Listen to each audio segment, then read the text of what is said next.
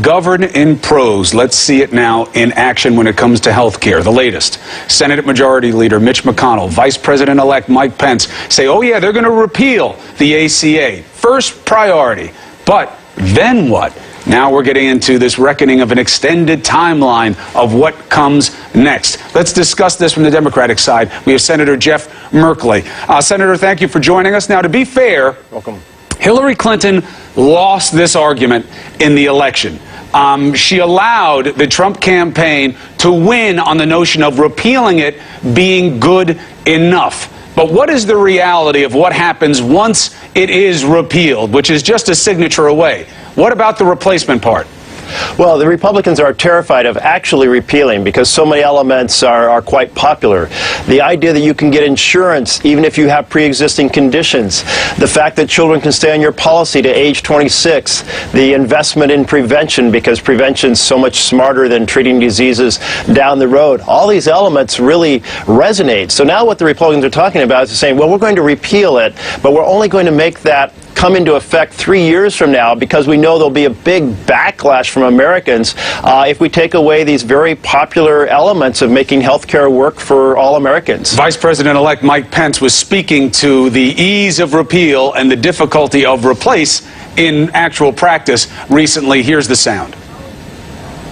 We're going to keep our promise to the American people, and we're going to repeal Obamacare, lock, stock, and barrel. But what we're also going to do is work with members of the House and Senate to ensure an orderly transition. And the length of time that will take will be a subject of legislative debate, and we'll fill in the substance of that. Well, that certainly wasn't part of the Trump campaign, that work with the other side, orderly transition. It was get rid of it and put in something else. The problem is that's much easier said than done. The Urban Institute says 56% of the newly uninsured, if you get rid of all the ACA protections and subsidies, will be non-Hispanic whites, also known as the Trump base of their vote. What does that reality mean to you on the Democratic side? Well, I tell you, take my home state of Oregon. There's been a vast expansion of health care, particularly in rural areas, access. This is a profound impact on folks in America who have very modest income, who finally have the peace of mind that they can access health care when they need it, and that their children will be able to access it. And they have been very much against the idea of a government takeover of health care, that is, as the way Obamacare has been projected. But what they have really liked is their own personal ability to get a private policy through the exchange and actually be able to afford it and protect themselves and their families. Whites and those without college degrees have been the main beneficiaries in terms of raw numbers in getting plans under Obamacare. The question becomes this, politically, because the policy part is too dense. You guys are going to have to accept a loss on the Democratic side by this being renamed and reinstituted, and yet it seems as though the reality of the policy may be largely the same, with the one area of what to do about the mandate. Politically, do you think the Democrats will stomach taking that blow if it is in the interest of the American people? We're going to take a fight to make sure we have affordable, accessible health care for every American. We've made huge strides in this. In my home state of Oregon, it's less than 4 million people. Nearly 500,000 people gained access to health care. That's an incredible impact. We've dropped the uninsured rate enormously. We've provided so much more preventive care, so many more clinics that are the front door to the health care system. We're going to fight to sustain this system. Now, the Republicans say maybe we can do all this and we can take away the mandate, and we can play a little bit over here, a little over there.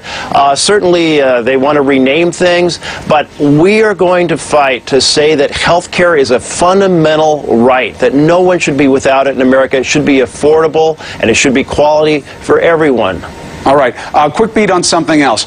The Democrats, in terms of raw numbers, can't block any of Donald Trump, President-elect's picks for his cabinet members. What does the party expect to come of the vetting of, say, Dr. Ben Carson, who's obviously a controversial pick for an organization, a cabinet position such as HUD? What do you think you can get done? Yes, we're seeing much less the team of rivals than the team of cronies. People from the very far right, people who are very wealthy, people very disconnected from the status and condition of working Americans. I live in a blue-collar community. I come from a working family. And so many of these individuals have been living in a bubble so far removed from working America that it makes it hard to understand how Trump believes that they actually can pursue the policies that he thinks might help working America. But let's take Ben Carson, for example. Ben Carson had said, he disqualified himself. He said, I don't have the expertise to run an agency. And he was talking about Health and Human Services, where he actually is a medical expert. And now he's taking the portfolio of housing. And housing, we are in deep crisis in America. We have vacancy rates that are very low in major cities. We have tent cities popping up in our nation's capital and in cities in my home state of Oregon because there isn't enough affordable housing. But Ben Carson doesn't understand that there is a problem. And furthermore, he doesn't understand that there is actually discrimination that keeps many individuals, many minorities from getting fair access to the housing we have. He's really criticized the Health and Human Services, or not Health and Human Services, but housing for undertaking and enforcing anti-discrimination rules. All right. Senator Jeff Merkley, there's going to be a lot of fighting ahead. Hopefully it's all in the name of the good fight. We'll stay on these stories for sure. Thank you for joining us. You're welcome. Allison. President-elect Donald Trump targeting America's biggest exporter, Boeing. Is it a smart move to take on Boeing on Twitter? We discuss next. Some booze.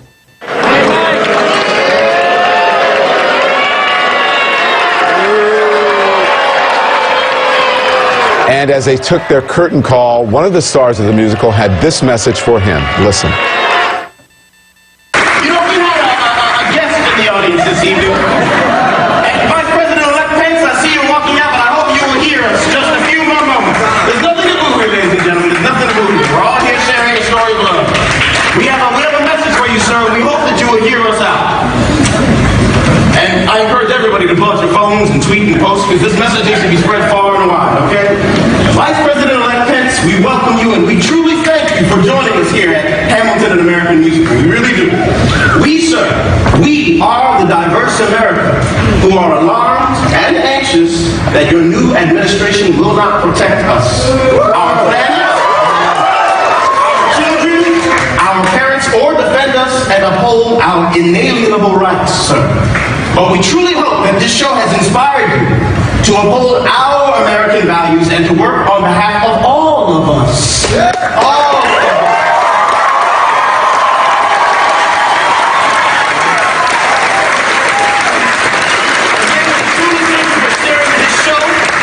This wonderful American story told by a diverse group of men and women of different colors, creeds, and orientations. I want to bring in now CNN's political commentators Matt Lewis, Tara Setmeyer, Kayleigh McEnany, and Angela Rye. This is New York. We let you know how we feel, right? Sure. What do you think? Well, I think it's a shame that some people booed. I think that the comments at the end were fine and appropriate. But I just have to say, I love the Hamilton soundtrack. I haven't seen the musical, but I think it's one of the best things that's happened for America in years. And I think it's cool that Mike Pence wanted to go see it. He's saying work on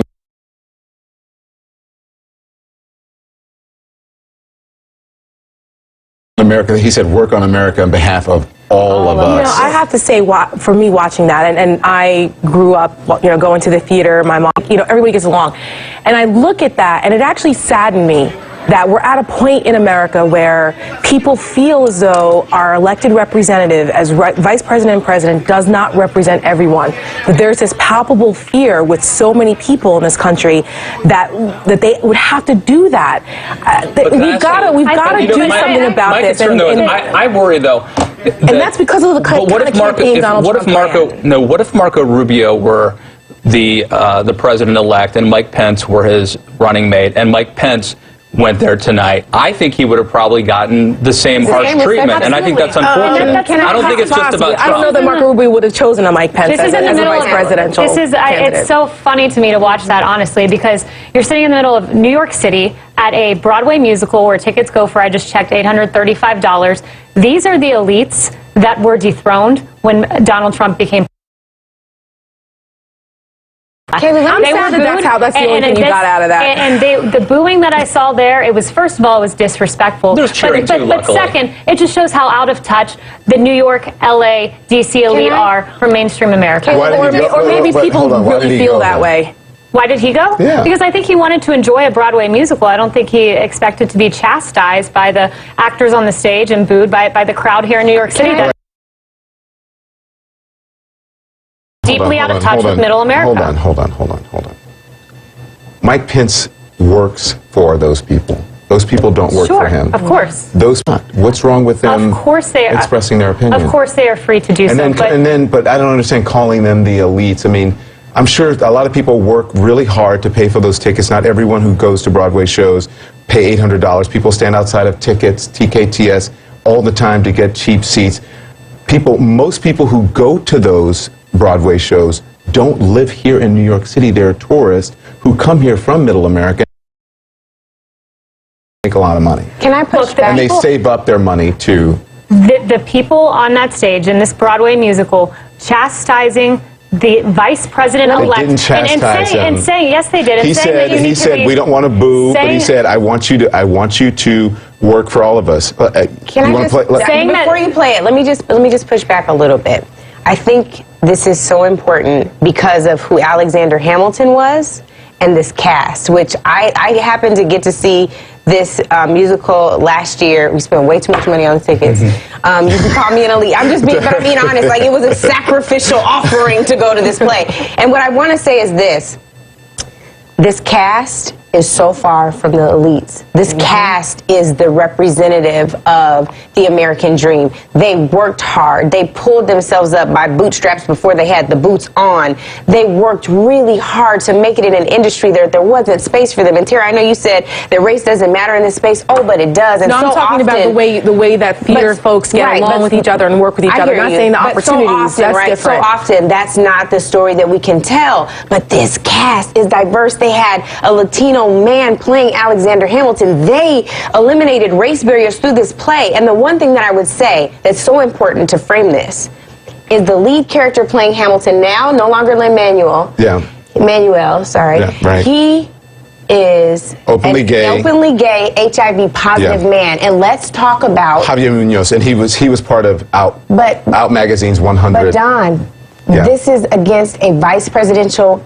vice president-elect who wanted to use HIV/AIDS money for conversion therapy. Yeah. Can you imagine what that's like for that man in that space? I think we can't just always say, it's about the elites or whatever. We have to look at things for their full experience, this is the point I'm trying to make. You have the Hollywood elite, the media elite, the political elite, who looked at Donald Trump and his supporters and saw these supporters as deplorable. Everyone who supported Trump was racist, xenophobic, homophobic, all of these different words and labels, and they laughed at the prospect of a presidency, a Donald Trump presidency. Kaylee, that's all true, prevailed, and he prevailed because he had a tailwind. This is about. He prevailed because he had a tailwind. I agree with you. You're right. I'm conceding that, but I want to know how. I want to know, and I know Javier Munoz. We were both part of Out Magazine's 100. People who they honored for being out in media and out in the world. And he is a very nice guy, openly gay and HIV positive. And to her point, can you imagine how that feels when Mike Pence has rallied and railed against gay people and tried to shoot down and block gay legislation? To him, this wasn't a chat. He's saying, I'm giving you a chance. This is how I'm listening with an open heart to him. I'm giving you a chance. Give me a chance. Mike Pence loves all people, and President-elect Donald Trump already said he's not going to fight to roll back. Mike Pence does not love gay people. His record shows that he does not love gay people. President-elect Donald Trump has already said he's not going to try to roll back the rights that we've seen in the gay community. I agree with you on that. Mike Pence has not said that. But my point is there are a lot of Americans who can't even think about an $835 ticket to the theater because they can't even afford to put dinner on the table. That's not what this is about. That's not what this is about. We're not talking about that. You're jeering at those Americans. You know what I hope, though? I hope that conservatives sorry to interrupt. No, that's okay. But I hope the conservatives out there watching who haven't heard the soundtrack or seen the musical aren't turned off to this, because this is great. And I think, for me, it's conservative, but it's patriotic. It's a great story.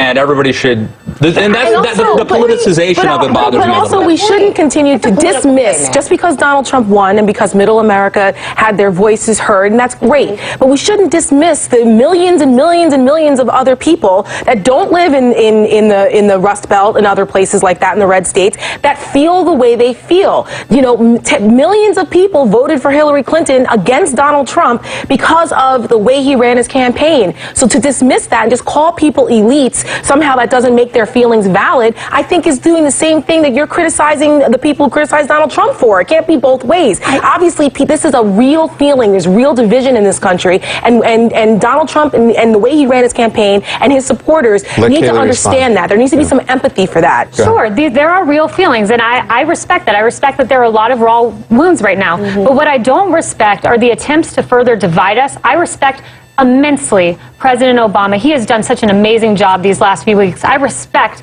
Hillary Clinton. She was so gracious in her concession speech, and they sought to build bridges and unite us after President-elect Donald Trump called for unity. They're not trying to divide us, and there are a lot of people out there who are trying to build up their name by dividing America further. This was a message. I saw this message as one of unification. I didn't see it as a divisive message.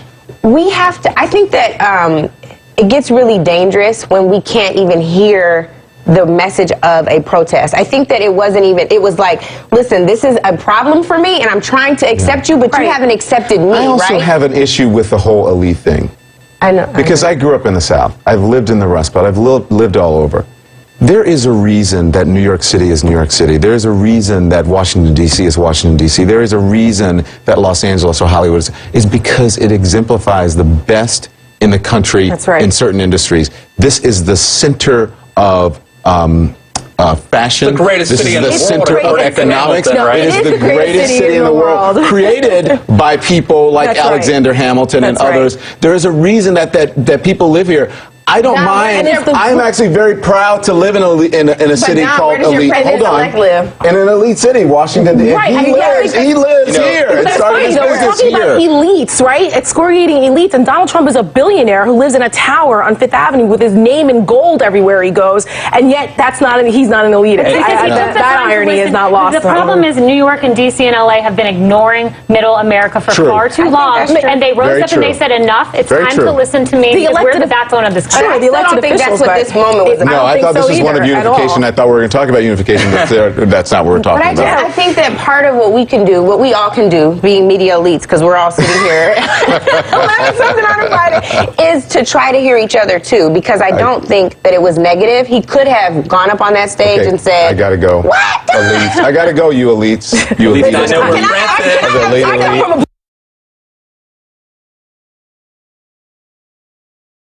where elite. First to go to college. We'll be right back. Y'all have a great weekend. If I don't see you, have a good. We'll be right back.